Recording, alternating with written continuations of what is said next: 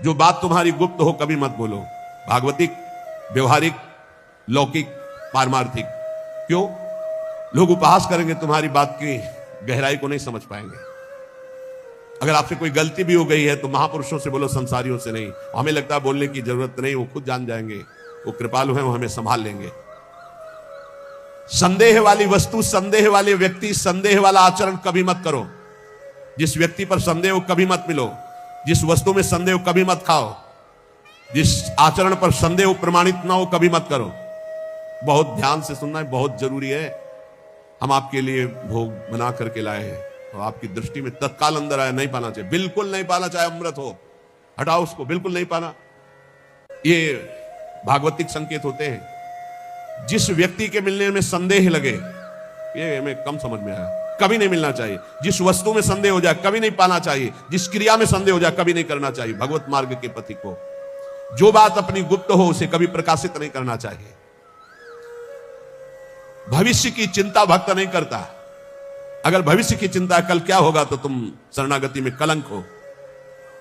लाभ और हानि ये हमारे सामने कोई मान्यता नहीं रखते। इसमें हम प्रभु के विधान को देखकर प्रसन्न होते हैं। दूसरे की चर्चा कभी मत छेड़ो, दूसरे की बात मत करो। हर समय प्रसन्न रहो, ध्यानस्थ रहो। रजोगुणी तमोगुणी भोजन चाहे जितना सुंदर दिखाई दे कभी मत पाओ। रजोगुणी तमोगुणी लोग चाहे जितना सुंदर व्यवहार करें कभी सहवास मत करो, इनका दूर रहो। ये महापुरुषों के वचन है। यदि तुम्हारे पास कोई भोग सामग्री संग्रह हो गई है तो वो तुम्हारे धर्म के सेवन के लिए, दूसरों के हित के लिए, तुम्हारे भोग के लिए नहीं है। ये ओछी प्रवृत्तियों वाले पर संदेह वृत्ति रखो।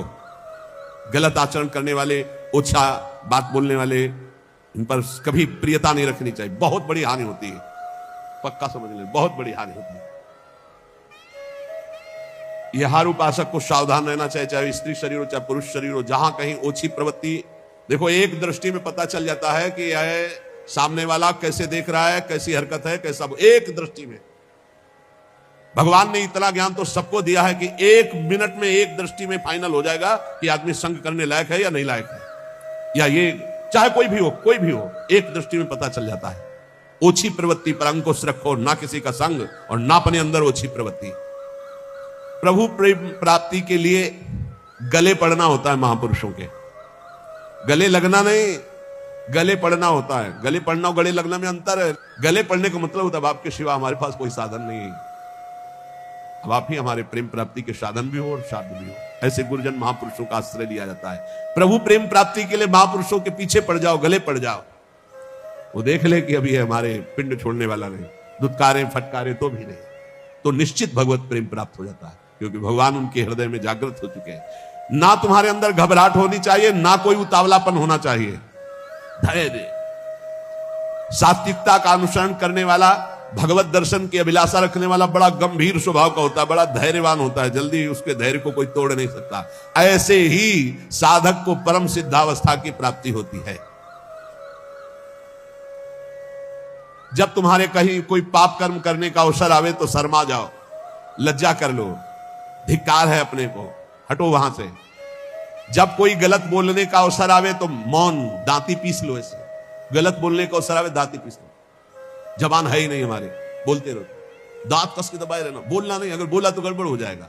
जैसे गलत करने का अवसर आवे तो मानसिक धिक्कार देना है। धिक्कार है तुझे, क्या सोच रहा है तू गलत करना चाहता है। गलत बोलने का अवसर आवे तो दांती पीस लो, ऐसे दंत, राधा राधा राधा, अंदर से बोलना नहीं। ये देखो परमार्थ के लिए, बिल्कुल ऐसे। और जब कहीं तुमसे कोई गलती पड़ जाए तो शर्माओ मत, फिर क्षमा मांग लो। राधा गलती हो गई हमसे, आगे से गलती, उसे क्षमा कहते हैं, अंदर से प्रायश्चित करना। तो जिस कार्य करने में तुम्हें लज्जा लगे वैसा कार्य मत करो, वैसे विचार मत करो। जो तीन को बस में रखता है वो साधु, नेत्र कान जीभ, जनेंद्रिय अपने आप बस में हो जाएगी। नेत्रों को बस में रखो, जबान को बस में रखो, कान को बस में रखो। तीन का बहुत बड़ा योगदान है। जबान खूब अच्छे अच्छे पदार्थ खाएगी, खूब उल्टा सीधा बोलेगी, कान उल्टा सीधा सुनेंगे, वो नेत्र उल्टा सीधा देखेंगे तो आचरण उल्टे सीधे होंगे। इनको संभालो। तीन, रसना, श्रवणेन्द्री और रसेंद्री। रसना कटो जो अन्न रटो, निरखी अन्न फुटो ने, नेत्रेंद्री, और श्रवण फुटो कान। नेत्र कान जीभ, तीन को जो सुधार लेता है वो साधु हो जाता है। 100 समाधि और श्मशान, इनमें सा है। अगर समाधि को प्राप्त नहीं हुए तो 100 और श्मशान आराम से आपको मिल जाएंगे। मानव जीवन समाधि प्राप्त करने के लिए, समाधि जिसकी बुद्धि समता में युक्त होकर, बड़ा आनंद का विषय है। जैसे स्वप्न में चले गए ना, ऐसे लीला में चले जाओगे, बड़ा आनंद का विषय। मान लो हमारी बात, स्वप्न तो स्वप्न ही है, लीला तो फिर बहुत आनंद। बस आखिरी फल है वृंदावन का, लीला में प्रवेश हो जाना, लीला पात्र बन जाना। बहुत जल्दी लाभ मिलता है वृंदावन में। श्री भगवान महायोगेश्वर हैं, करुणा करके बता रहे हैं कि उपासक यज्ञ के द्वारा ही परम पद को प्राप्त होता है। कल कई यज्ञों का वर्णन सारांश में किया गया था। ब्रह्म यज्ञ, प्रत्येक कर्म में कर्ता करण क्रिया पदार्थ सब कुछ ब्रह्म रूप है, ऐसा अनुभव करना ब्रह्म यज्ञ, जो कल वर्णन हुई थी। ब्रह्मार्पणम ब्रह्म हवि ब्रह्माग्नो ब्रह्मणाहुतम ब्रह्मविद्यम गंतव्य ब्रह्म कर्म समाधिना। इसी को भगवद अर्पण रूपी यज्ञ की व्याख्या कल की थी। संपूर्ण क्रियाएं, संपूर्ण पदार्थ भगवान के हैं और भगवान के लिए कर रहे, ये भगवद अर्पण रूपी यज्ञ है। और एक अभिन्नता रूपी यज्ञ का वर्णन किया था। असत से सर्वथा विमुख होकर परमात्मा स्वरूप में अभेद भाव से तन्मय हो जाना, ये मैं ब्रह्म स्वरूप हूं, ये सबसे बड़ी ब्रह्म यज्ञ का वर्णन हुआ था। कर्तव्य कर्म रूपी यज्ञ का वर्णन हुआ। केवल दूसरों के लिए ही सुख का संपादन जो करते हैं वो कर्मयोगी कर्तव्य कर्म रूपी यज्ञ करते हैं। संयम रूपी यज्ञ का सारांश में कल छोटे छोटे श्लोकों में वर्णन था। एकांत काल में अपनी इंद्रियों को विषय में प्रवृत्त ना होने देकर परमात्मा में लगाना, इस संयम रूपी यज्ञ है। विषय हवन रूपी यज्ञ, व्यवहार काल में इंद्रियों का विषयों से संयोग होने पर उनमें राग द्वेष पैदा ना होना और परमात्मा स्वरूप में स्थित रहते हुए विषयों का सेवन करना, ये विषय हवन रूपी यज्ञ है। समाधि रूपी यज्ञ, मन बुद्धि सहित संपूर्ण इंद्रियां प्राणों की क्रियाओं को रोककर ज्ञान से प्रकाशित सम में स्थित हो जाना, रेचक कुंभक प्राणायाम आदि का जो वर्णन था। अब द्रव्य यज्ञ का वर्णन, संपूर्ण पदार्थों को जो अर्थ के द्वारा प्राप्त होते निस्वार्थ भाव से दूसरों की सेवा में लगा देना द्रव्य यज्ञ कहलाता है। तपो यज्ञ, अपने कर्तव्य का पालन करने के लिए काम क्रोध लोभ मोह मद मत्सर इन सब के वेगों को सहकर इंद्रिय और मन को प्रसन्नता पूर्वक भगवान में लगाना, हर वेग को सहकर, इसे तपो यज्ञ कहते हैं। एक योग यज्ञ है, कार्य की सिद्धि असिद्धि में, फल प्राप्ति में हर्ष शोक ना होना, समान भाव रखना, सुख दुख के समय कृत्वा लाभा लाभो जया जयो, ये योग सिद्धि है, ये योग यज्ञ है। स्वाध्याय रूप ज्ञान यज्ञ, शास्त्रों का स्वाध्याय करना, नाम जप करना, नाम कीर्तन करना, ये स्वाध्याय ज्ञान रूप यज्ञ। प्राणायाम, पूरक कुंभक रेचक प्राणायाम यज्ञ है। स्तंभ वृत्ति प्राणायाम रूप यज्ञ, नियमित आहार करते हुए प्राण और अपान को अपने आप में रोक देना स्तंभ वृत्ति रूपी यज्ञ कहलाती है। इतनी यज्ञों का वर्णन कर सारांश में हुआ। इसके बाद भगवान कहते हैं यज्ञ शिष्टामृत भुजो यान्ति ब्रह्म सनातनम नायम लोकोस्ति यज्ञस्य कुतोन्यः कुरुषोत्तमो। हे कुरुवंशी श्रेष्ठ अर्जुन, यज्ञ से बचे हुए अमृत का अनुभव करने वाले सनातन पर ब्रह्म परमात्मा को प्राप्त होते हैं। यज्ञ ना करने वाले मनुष्य के लिए ये मनुष्य लोक भी सुखदायक नहीं, फिर परलोक कैसे सुखदायक होगा। तो भगवान का यहां क्या कथन है, यज्ञ शिष्टामृत भुजो यान्ति ब्रह्म सनातनम। निष्काम भाव से तुम्हारे पास जितनी भी वस्तु सामग्री है परिवार और समाज की सेवा में लगा देना, और जो आपको सेवा के बाद बच रहा है उसका सेवन करते हैं। एक ऐसा और एक दूसरा, श्री भगवान को विराजमान करके, सब श्री भगवान की वस्तु है, जो भी प्रसाद पाए भगवान को अर्पित करके, वो यज्ञाशिष्ट अमृत भुजो है, वो अमृत भोजन है। मरने वाली सब वस्तुएं अमृत कैसे अनुभव करा सकती हुई, अमृत भगवान है। जब हम भोग लगा देते हैं तो वो प्रसाद अमृत हो जाता है। ऐसे तो अमृत वस्तुएं हैं, समृत्यु लोक की जितनी भी वस्तुएं समृत हैं, सब नष्ट होने वाली, पर जब हम प्रभु को अर्पित कर देते हैं तो वो प्रसाद हो जाता है, चरणामृत हो जाता है, उच्छिष्टामृत हो जाता है। इन वस्तुओं को जब हम प्रसाद रूप से स्वीकार करते हैं तो ये हमें भगवत प्राप्ति करा देती है। बहुत सरल भाषा में समझो, तुम्हारे पास जो भी वस्तुएं हैं भगवान को अर्पित करके परिवार की सेवा में, समाज की सेवा में, स्वयं शरीर की सेवा में वो प्रसाद हो जाए। बिना अर्पित किए न वस्त्र पहनो, न भोजन पाओ, न पानी पियो। क्योंकि भगवान कहते हैं जो यज्ञ से अवशिष्ट वस्तुओं का भोग करता है वही परम पद को प्राप्त होता है, ब्रह्म को प्राप्त होता है। यज्ञ ना करने वाला मनुष्य लोक में नहीं सुखी रहेगा, फिर परलोक की बात क्या है। एवं बहुविधा यज्ञा वितता ब्रह्मणो मुखे कर्मजान विदितान सर्वान एवं ज्ञात्वा विमोक्षसे। बहुत तरह की यज्ञ वेद शास्त्रों में वर्णन किया गया है, विस्तार से वर्णन है। उन सब यज्ञों को कर्मजन्य जान। इस प्रकार जो यज्ञ को जानता है वो कर्म बंधन से मुक्त हो जाता है। कोई भी कर्म भगवान को बिना समर्पित किए नहीं रहना चाहिए, और भगवान को पाप कर्म समर्पित नहीं किया जाता। कोई भी पदार्थ भगवान को समर्पित किए बिना नहीं पाना चाहिए, और भगवान को सात्विक भोग संपन्न करके ही भोग लगाया जाता है। उसमें तामसिक बिल्कुल नहीं, इसीलिए प्याज लहसुन तक मना किया गया है। भगवान को हम वही अर्पित कर सकते हैं जो शास्त्र प्रमाणित है, मनमानी नहीं। जैसे किसी ने हमको दिखाया था मोबाइल में कि एक गोपाल जी को ये सब्जी को वेज कहते हैं, और बिना वो उसको क्या कहते हैं, हाँ, उसका भोग लगाते हुए दिखाया था कि हमारे गोपाल जी तो सब नरक की प्राप्ति होगी, ध्यान रखना।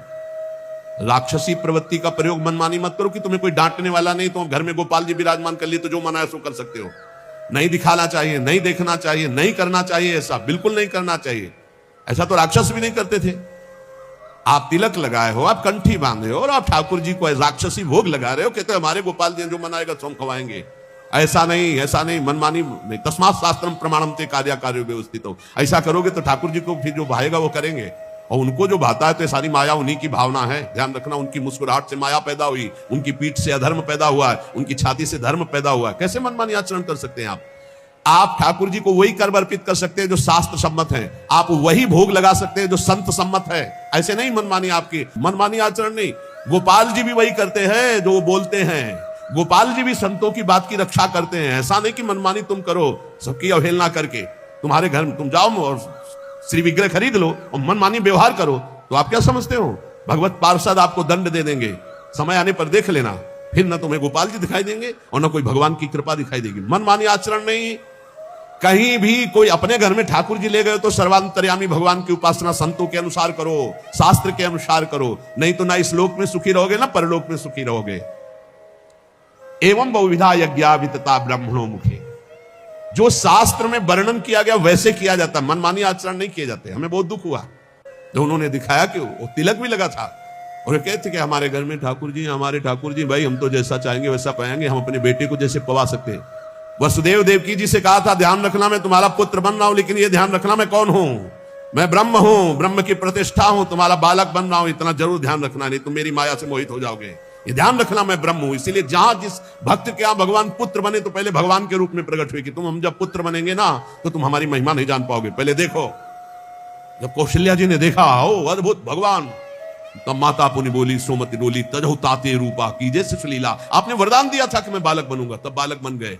सुन वचन सुजाना रोदन ठाना होई बालक स्वरूप। वो सिद्ध महापुरुषों को तो आदेश कर रहे हैं कि ध्यान रखना मैं ब्रह्म हूं, तुम्हारा बालक बनने जा रहा हूं, और तुम गोपाल जी को मनमानी आचरण करवाओगे। ऐसा नहीं है, कभी ऐसा नहीं। वैष्णव पद्धति से सेवन करो ठाकुर जी की। ये कलिकाल कैसा दुष्ट स्वभाव पैदा हो रहा है कि हम मूर्ति खरीद ले, श्री विग्रह खरीद ले, और जैसा अनाचार दुराचार चाहे वैसा भोग लगावे, जैसा चाहे व्यवहार करें, नरक की प्राप्ति होगी, पक्का समझ लो। और अगर धर्म और शास्त्र के अनुसार चलोगे तो वही यज्ञ, वही सेवा, वही पूजा भगवान की प्राप्ति करा देगी। अरे कितने उदाहरण उनके दिमाग में भरे हैं, ऐसे से ऐसा हुआ, ऐसे से ऐसा हुआ। मतलब भगवान ऐसे लोगों को उदाहरण भी दे देते, समझा देते हैं। वो भगवान ने ऐसा किया था, भगवान ने वैसा किया था, भगवान ने किया था। एक कोयला मुंह में जला के जबान में रखो, फिर बोल के दिखाओ भगवान ने आग पी थी, तुम पियोगे आग? पूरा दावानल पी गए थे, भगवान ने गिरिराज जी उठाए, भगवान ने जो किया तुम कुछ कर सकते हो क्या? देवराजेंद्र घुटनों में आकर के बैठ गया था जब वर्षा की थी, और एक ओला सहने की सामर्थ्य नहीं, वो पूरा खंबे की धार बरसा रहा था। पूरे ब्रजमंडल की रक्षा ठाकुर जी ने गिरिराज उठा के की। सुदर्शन चक्र ऊपर ही सब सोख लेता, नीचे कुछ एक बूंद भी गिरिराज जी की तलहटी में पानी न जाने पावे, इसलिए सर्प का जो वासुकी शेषनाग ऐसे मंडलाकार मेड़ बनाए हुए थे। भगवान भगवान है। ये आजकल कलयुगी भगत भगवान को ऐसे अशुद्ध भोग लगाने की चेष्टा करते हैं। हम जो खाएंगे भगवान, तुम क्यों खाओगे? तुम क्यों खाओगे? जब भगवान विराजमान किए हो तो उसी मर्यादा से भोग लगाओ। नहीं, तुम जो खाओगे भगवान को खाओगे तो भगवान ने जो जो बनाया वो तुमको भी भोगना पड़ेगा। नरक भी बनाया मेरे भगवान ने, बड़े बड़े भयंकर रोग बनाए, बड़े बड़े भयंकर दंड बनाए। होश में चलो। तस्मात् शास्त्रम, ये भगवान के वचन है। तस्मात् शास्त्रम प्रमाणम ते कार्याकार्यो व्यवस्थित हो। देखो भगवान ही बोल रहे हैं इस श्लोक, एवं बहुविधा यज्ञा वितता ब्रह्मणो मुखे। ब्राह्मणों कहते हैं वेदज्ञों को, वेद कहते हैं जो समस्त जानकारी को प्रदान करता है। जो वेदवाणी कह रही हो ब्रह्म स्वरूप है, उसके अनुसार यज्ञ करो, शास्त्र के अनुसार करो, संतों की आज्ञा के अनुसार करो, मनमानी आचरण नहीं। अगर तू मनमानी आचरण करेगा तो इस लोक में भी नहीं सुख को प्राप्त होगा, परलोक में नहीं। श्रेयान द्रव्य मयाद्यज्ञाज ज्ञान यज्ञ परंतप सर्वम कर्माखिलम पार्थ ज्ञाने परिसमाप्यते। हे अर्जुन, रुपये की यज्ञ से ज्ञान यज्ञ श्रेष्ठ है। संपूर्ण कर्मों में, पदार्थों में, तत्व ज्ञान में सब कुछ समाप्त हो जाता है। सबसे श्रेष्ठ है ये ज्ञान यज्ञ। मैं कौन हूं, मेरा क्या कर्तव्य है, मैं क्यों जन्म लिया हूं, इसी की जानकारी करने के लिए रोज सत्संग हो रहा है। हम भगवान के हैं, हमारा लक्ष्य भगवत प्राप्ति, या हम भगवत स्वरूप है, हमारा लक्ष्य भगवत स्वरूप में स्थित हो जाना। दुर्भाग्य है उनका जिनको भगवान ने सुविधा दी है। हृदय की बात कहता हूं, दुर्भाग्य है उनका जिनके मोटे गद्दे हैं, एसी है, खान पान की भारी व्यवस्था है, सब कुछ। दुर्भाग्य है उनका। सौभाग्य है उनका जिनका उदर पोषण के लिए ब्रजवासियों के टूक का भरोसा हो, या जो गुरुदेव व्यवस्था कर दे और रूखा सूखा खा के जमीन पर शयन करके रात दिन दिनचर्या में लगे। सौभाग्य है उनका। घोर घोर विपत्ति वृंदावन में आ जाए या घोर घोर विकार हो जाए तो भी तुम विचलित मत होना, वृंदावन को मत छोड़ना। मारब्ध क्षय मावसई तदथ विक्रियाम आरब्ध प्रारब्ध। तुम्हारा प्रारब्ध क्षय हो रहा है। अगर विकार भी आ रहे तो प्रारब्ध का नाश हो रहा है। किसी विषय पर किसी ने पूछा, ऐसा क्यों हो रहा है हमारे संग, ऐसा क्यों हो रहा है? हमारी चाह नहीं है, हमारी कोई मांग नहीं है, ऐसा क्यों होता है? ऐसा इसलिए होता है कि तुम्हारा प्रारब्ध क्षय हो रहा है। जिस दिन प्रारब्ध क्षय हो जाएगा तो मांगने पर भी नहीं मिलेगा। चाहे दुख हो या सुख, मांगो तुम दुख तो मिल जाएगा क्या? ऐसे सुख मांग रहे हो, मिल जाएगा क्या? बस धैर्य पूर्वक अपने प्रारब्ध क्षय का इंतजाम। मारब्ध क्षय मां वसई तदथ। वृंदावन वास करते हुए अपने प्रारब्ध क्षय को केवल देखो। दुख आ रहा है, प्रारब्ध क्षय हो रहा है, सुख आ रहा है, प्रारब्ध क्षय हो रहा है। न दुख में हमें दुखी होना, न सुख में फूलना है। तो तन्नाथो सदा खेलय, ये बड़ी बात। पूरे श्लोक का भाव, ये देह अस्मिन देहे कुत्सिते, ये देह बड़ी गंदी है, इससे प्यार मत करो। अपनी देह से, तो औरों देह से प्यार होगा ही नहीं। त्यज वृथाध्यासम यतः, इसका अध्यास छोड़ो कि मैं स्त्री हूं, मैं पुरुष हूं। झूठा है, न तो स्त्री न पुरुष है। संस्मृति घोरा चिंतय चिद घनम, ये घोर फंसाने वाली स्मृति है कि मैं स्त्री हूं, मैं पुरुष हूं। तू चिद घनम, तू चिदानंद स्वरूप है। निज बपु, तेरा सहचरी रूप है। सर्वंच वृंदावने, ये संपूर्ण वृंदावन में महाप्रेम रस का रसास्वादन कराने वाला निज बपु तेरा सहचरी स्वरूप है। इसलिए इस स्वरूप की प्राप्ति के लिए घोरा संत विपत्ति कोटे ही तुम याहिनो विक्रिया मारब्ध क्षय मावसई तद तन्नाथो सदा खेल है। जो अपने प्रारब्ध भोग को भोगता हुआ, क्षय करता हुआ, शरीर भाव में नहीं स्थित है, शरीर भाव का त्याग कर स्वरूप भाव का चिंतन करता रहता है। निज बपु सर्वंच वृंदावने, संपूर्ण वृंदावन में अपने निज बपु में ही कि मैं श्री जी की दासी हूं, मैं सहचरी हूं, इस ठसक में तो बोले तन्नाथो सदा खेले। वो युगल किशोर के साथ खेलने का अधिकार प्राप्त कर लेता है। ये वृंदावन प्रदान करता है। दिव्य स्वर्ण सुनील रत्न सुभगम लीला सनालारुणाम भोजो श्री मुरलीधरम प्रथुल सद्वेणी सुहारोज्वलम संबीतोज्वल शोण पीत वसनम कंदर्प लीलामयम श्री वृंदावन कुंज एव किमपि ज्योतिर्द्वयम सेव्यताम। उस उपासक को दिखाई देता है एक अनिर्वचनीय ज्योतिर्मय जोड़ी, दिव्य स्वर्ण सुनील रत्न सुभगम, एक दिव्य स्वर्णिम कांति श्री प्रियाजू और सुनील रत्न सुभगम, एक सुंदर इंद्रनीलमणि अद्भुत श्यामाभा सनालारुणाम भोज, उनके अरुण अरुण अधर, अरुण अरुण कर कमल, अरुण अरुण चरण कमल, अरुण अरुण नेत्र कमल, कैसे सुंदर। वो एक दूसरे के बाहु पर बाहु डाले हुए श्री मुरलीधरम, अधरों में श्री लालजू मुरलीधर के, एक कर कमल प्रियाजू के, एक प्रियाजू का लालजू, और दोनों एक कर कमल मुरली में लालजू का और एक कर कमल प्रियाजू, और दोनों मुरलीधरम, दोनों के अधरों में एक ही मुरली विराजमान और दोनों मुरली वादन कर रहे हैं। एक के सिर पर मोरच का मुकुट, एक चंद्रिका धारण किए हुए, एक पीतांबर परिधान और एक उज्जवल रक्त वर्णा चुनरी, अरुण वर्ण की चुनरी धारण किए हुए। ऐसे श्री युगल सरकार का साक्षात्कार उस उपासक को होता है जो ऊपर चर्चा हुई। राधा कृष्णो परम कुतुकाद्य लता पादपानाम चित्वा पुष्पादिक मुरविधम श्लाघमानो जुषाते। कभी कभी कौतुक श्री प्रिया प्रीतम लताओं से कहते झुक जा, मुझे पुष्प लेना, वो डाल झुक जाती। ये चिदानंद लताएं है। प्रिया प्रीतम पुष्प चयन करते, प्रिया प्रीतम, और एक दूसरे के ऊपर पुष्प डालकर ऐसे खेलते हैं। ऐसी शोभा हो रही है, दिव्य दिव्य पुष्प चयन करके पीतांबर में, अरुण वर्ण की चुनरी में एक दूसरे के ऊपर पुष्प, नव किशोरी नव किशोर। और कभी कभी स्नानाद्यम यत सरति कुरता खेल, तो कभी सरोवर में, मान सरोवर में, कभी राधा कुंड में स्नान करके खेल रहे हैं। मत माननी प्रियाजू लालजू समस्त सहचरियां जल क्रीड़ा कर रहे हैं। कभी कभी लालजू को घेर कर सब सखियां अंजलि से जल वर्षा करती। जब लालजू जल वर्षा में विकल होते तो डुबकी लगाकर प्रियाजू के चरणों का स्पर्श करते। प्रियाजू ऐसा लगता है जैसे किसी, तो वो एकदम, वो उपासक ये लीला देखता है, ये लीलाएं वर्णन कर रहे हैं देख करके। स्नान आद्यम, सुंदर स्नान होता है प्रिया प्रीतम का, फिर सुंदर पोशाक धारण करती। तो खेल तो यत खगाद्य, इतने में वृंदावन के बहुत से पक्षी आ जाते हैं, हंस मोर कबूतर शुक शारिका, ऐसे पक्षियों की मंडली आ जाती, उनके साथ प्रिया प्रीतम खेलते। खेल तो यत खगाद्य, वृंदावन के पक्षियों के साथ प्रियालाल खेल रहे हैं। वृंदारण्यम परम परमम तन्न सेवते को वा, ऐसा कौन है जो इस सुख का सेवन न करे। कभी प्रियालाल जल केली कर रहे, कभी प्रियालाल सुंदर पोशाक धारण करके पक्षियों के साथ खेल रहे, कभी वन विहार करते हुए पुष्प चयन करते, एक दूसरे के ऊपर पुष्प प्रहार करके खेल रहे। आबाल्यम जल सेचनेन वर्णे नावाल निर्माणतः स्वेन श्रीकर पल्लवेन मृदुना श्री राधिका माधव। छोटे छोटे जब फूलों के पौधे या तमाल आदि के, तो दोनों प्रिया प्रीतम वृंदावन की रज से उसके थाला बनाते हैं। आबाल्यम और जल सेचनम, यमुना जी से इतनी सखिया होने पर भी स्वयं प्रियालाल जल लाते हैं और वृंदावन की लता का सिंचन करते हैं। कैसी सौभाग्यशाली वृंदावन की।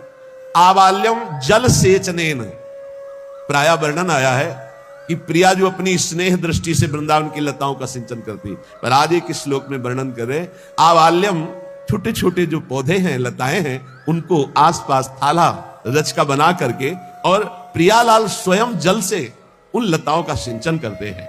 वर्णे नावाल निर्माणतः स्वेन श्री कर पल्लवेन मृदुना श्री राधिका माधव। थाला बनाकर जल सींचकर और अपने हाथ से इसे दुलार करते हैं। वृंदावन की लता राधा करावचित पल्लव स्वयं श्री कर पल्लवेन मृदुना श्री राधिका माधव। मृदुल मृदुल स्पर्श प्रिया प्रीतम का, इसीलिए इन लताओं का सेवन साक्षात प्रिया प्रीतम के प्रेम की प्राप्ति का स्वरूप है। श्री बिहारी देव जी ने कहा, बिना रज और पल्लव लताओं का सेवन किए कोई प्रेम नहीं प्राप्त कर सकता। प्रेम पदार्थ दूर है बिन से रज रूख, रूख माने लता है। यान संवरद विवाह नव्य कुसुमाद्यालोक के संदर्भ भी। फिर बड़ी सुंदर लीला, तमाल का वृक्ष है और एक कंचन बेली है।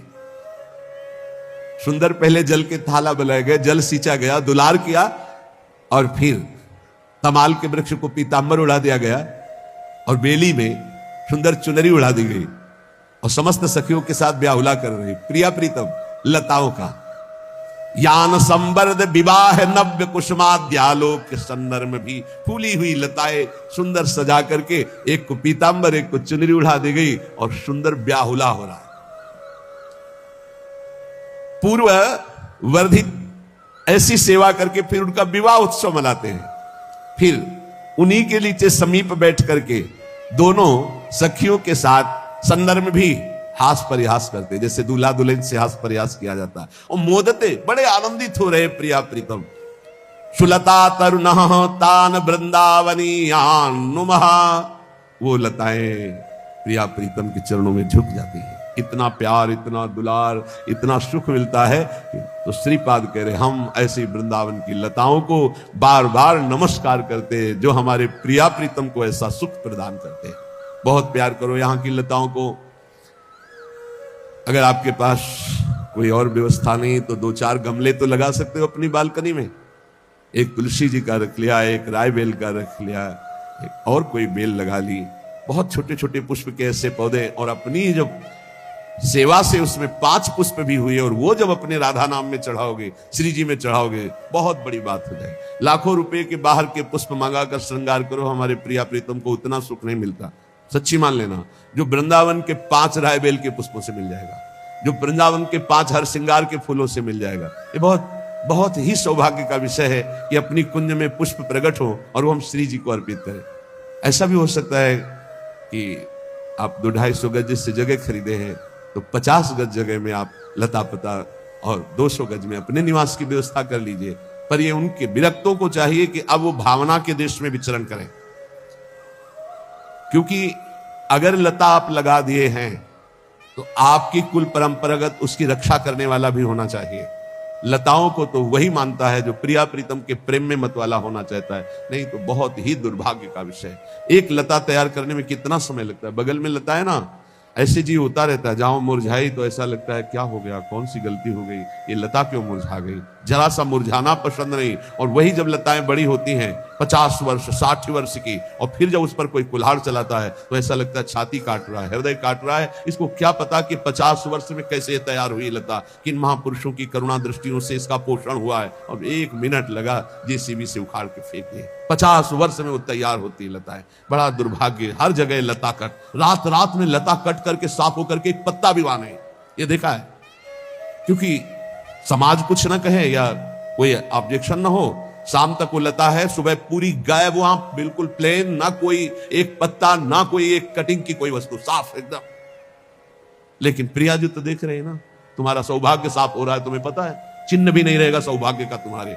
ये बिल्डिंग सौभाग्य नहीं, सौभाग्य लता पता है। हम कह रहे हैं आवश्यकता है तो 200 गज में तुम बना लो, 50 गज में श्री जी के लिए लताएं लगा दो, वहां सुंदर लीप करके सुंदर 4 पुष्प बिछा दे। भावना की प्रिया प्रीतम लता भवन सुख शीतल जहां, श्री हरिवंश रहत नित जहां, तहां न वैभव आन की। स्वयं प्रिया प्रीतम खेलते, देखो कैसे लताओं से खेल, ब्याहुला ब्याहुला खेल रहे, स्वयं सिंचन कर रहे, कितने उत्साहित हो रहे लताओं में। अगर लताओं से प्रेम नहीं तो ब्रज प्रेम प्राप्त होना बहुत कठिन है। रज से प्रेम नहीं, रसिकों से प्रेम नहीं तो प्रेम कहां से मिलेगा। यहीं से तो मिलता है, रज रसिक लता, ये 3 प्रेम के स्तंभ में जिनसे बहुत जल्दी वृंदावन का लाभ प्राप्त होता है। शेष चर्चा आगे। बस इतनी प्रार्थना है कि कोई भी मनमानी आचरण मत करो। आप स्वतंत्र नहीं हो, आप 2 जगह से परतंत्र हो। यदि शास्त्र आज्ञा और संत आज्ञा की परतंत्रता स्वीकार करोगे तो माया मुक्त हो जाओगे। यदि मनमानी आचरण करोगे तो ये माया तुम्हें परतंत्र बना के रौंद देगी। इसलिए शास्त्र के अनुसार भोग लगाओ, शास्त्र के अनुसार पाओ, शास्त्र के अनुसार जियो, शास्त्र के अनुसार कर्तव्य कर्म करो। श्री राधा वल्लभ लाल की।